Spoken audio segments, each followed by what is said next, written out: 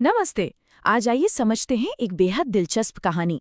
एक ऐसी कहानी जहां एक बहुत बड़े सुपरस्टार ने तमिलनाडु की राजनीति की पूरी दिशा ही पलट कर रख दी। इस डॉक्यूमेंट्री सोर्स के आधार पर हम एक ऐसे सफर का अनुमान लगाने जा रहे हैं जो सिनेमा के रूप पहले पर्दे से शुरू होकर सत्ता के सबसे ऊंचे शिखर तक पहुंचता है। तो चलिए देखते हैं कि आखिर ये सब हुआ कैसे। तो चलिए इसमें गहराई से उतरते हैं। ये 500 रुपए का जो आंकड़ा है ना, ये कोई मामूली अमाउंट नहीं है।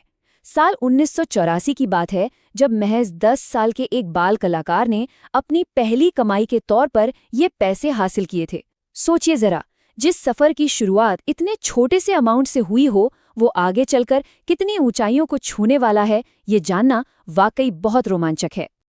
और अब सीधे आते हैं इस डॉक्यूमेंट्री के सबसे बड़े क्लाइमैक्स पर। 108 विधानसभा सीटें। जी हाँ, अनुमान के मुताबिक साल 2026 के चुनावों में इसी बाल कलाकार ने अपनी पार्टी के जरिए 108 सीटें जीतकर तमिलनाडु के 59 साल पुराने राजनीतिक एकाधिकार को पूरी तरह से खत्म कर दिया। पहला भाग, द 500 रुपी बिगिनिंग। तो ये सब शुरू कैसे हुआ? 1974 में जन्मे जोसेफ विजय चंद्रशेखर का ताल्लुक सिनेमा से ही था। पिता एक डायरेक्टर और माँ एक सिंगर।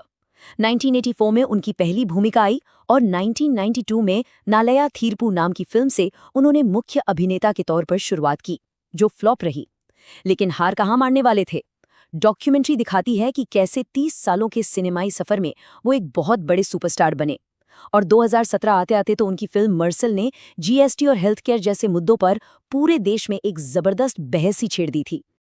अब एक चीज गौर करने वाली है। पर्दे पर विजय हमेशा एक रील हीरो के रूप में दबंगों को हराते और गरीबों का साथ देते नजर आते थे। और सोर्स मटेरियल के अनुसार उनकी यही ऑन स्क्रीन इमेज उनकी असल जिंदगी की राजनीतिक महत्वाकांक्षाओं से एकदम सटीक मैच कर गई।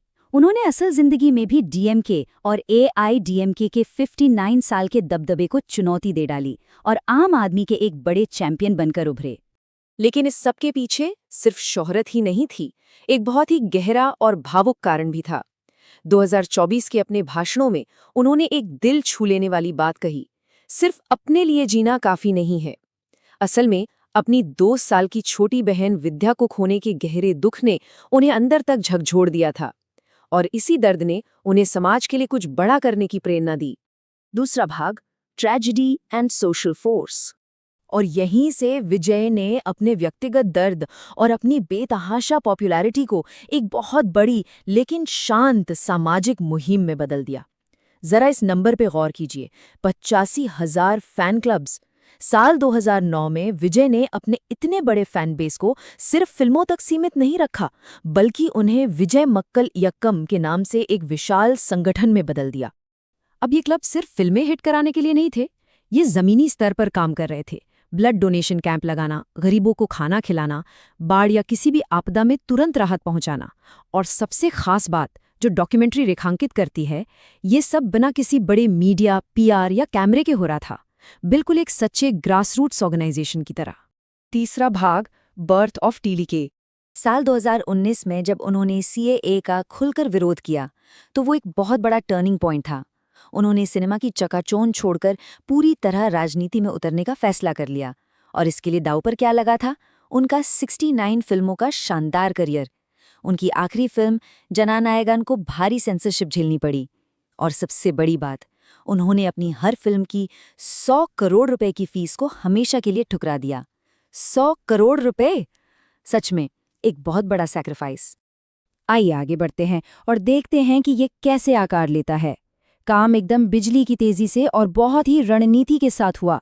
फरवरी 2024 में तमिलगा वेत्री कड़गम यानी टीवीके पार्टी की घोषणा हुई।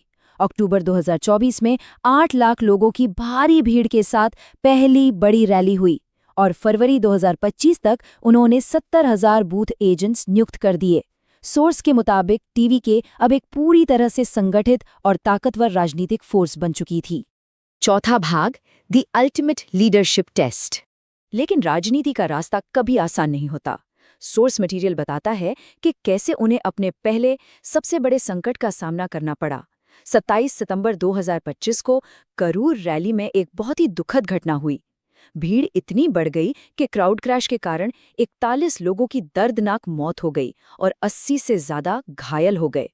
इस पर विपक्ष ने तुरंत तीखा हमला बोल दिया और कहा कि एक एक्टर रियल लाइफ पॉलिटिक्स को हैंडल करने के लिए बिल्कुल तैयार नहीं है। लेकिन इस मुश्किल घड़ी में विजय का एक्शन क्या था? उन्होंने सिर्फ बयानबाजी नहीं की, उन्होंने अपनी खुद की जेब से आर्थिक रूप से पीड़ितों का समर्थन किया। मृतकों के परिवारों को 5-5 लाख रुपए और घायलों को 50-50 हजार रुपए की सहायता तुरंत पहुंचाई गई। उनका साफ कहना था, ये मेरी जिम्मेदारी है, मैं यहाँ हूँ, मैं भागूंगा नहीं। और ठीक 1 महीने बाद वो मामूलापुरम में पीड़ितों से मिलने खुद पहुंचे। एक बहुत ही भावुक मुलाकात। डॉक्यूमेंट्री के अनुसार इस कदम ने साबित कर दिया कि वो ऐसे नेता हैं जो मुश्किलों से मुंह नहीं मोड़ते, बल्कि सीधे उनका सामना करते हैं। 5वां भाग, द 2026 हिस्टोरिक इलेक्शन। और अब हम इस सफर के सबसे निर्णायक मोड़ पर हैं, 2026 के ऐतिहासिक तमिलनाडु राज्य चुनाव।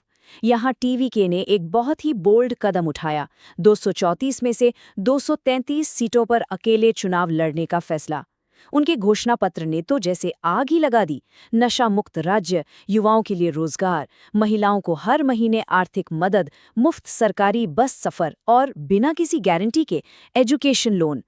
इन वादों ने पहली बार वोट देने वालों, महिलाओं और हाशिए पर रहने वाले लोगों को सीधे टीवीके से जोड़ दिया। नतीजा क्या हुआ? 23 अप्रैल 2026 को बम्पर वोटिंग, 85.1% का रिकॉर्ड तोड़ मतदान। ये आंकड़ा खुद चीख चीख कर बता रहा था कि ग्रासरूट लेवल पर लोग किस हद तक एक बड़ा बदलाव चाहते थे।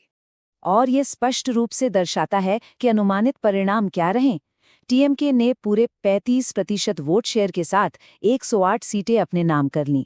डीएमके 59 और एआईआईडीएमके महज 47 सीटों पर सिमट गई। एक ही झटके में 59 साल पुरानी राजनीतिक दीवार पूरी तरह से ढह गई। अपनी इस ऐतिहासिक जीत के बाद पेरंबूर और तिरुचिरापल्ली पूर्व से जीतने वाले विजय ने बेहद शालीनता से कहा, ये उन लोगों की जीत है जो बदलाव का इंतजार कर रहे थे। और फिर 5 मई 2026 को उन्होंने आधिकारिक तौर पर सरकार बनाने का अपना दावा पेश कर दिया। तो महज 500 रुपए से शुरू होकर सत्ता के शिखर तक पहुंचने के इस पूरे अनुमानित सफर को देखने के बाद आज हम आप सभी के सामने एक बहुत ही बड़ा सवाल छोड़कर जा रहे हैं। क्या एक रियल हीरो सच में एक सफल रियल लाइफ मुख्यमंत्री बन सकता है? इस पर जरूर सोचिएगा। हमारे साथ इस दिलचस्प सफर में जुड़ने के लिए आपका बहुत बहुत धन्यवाद।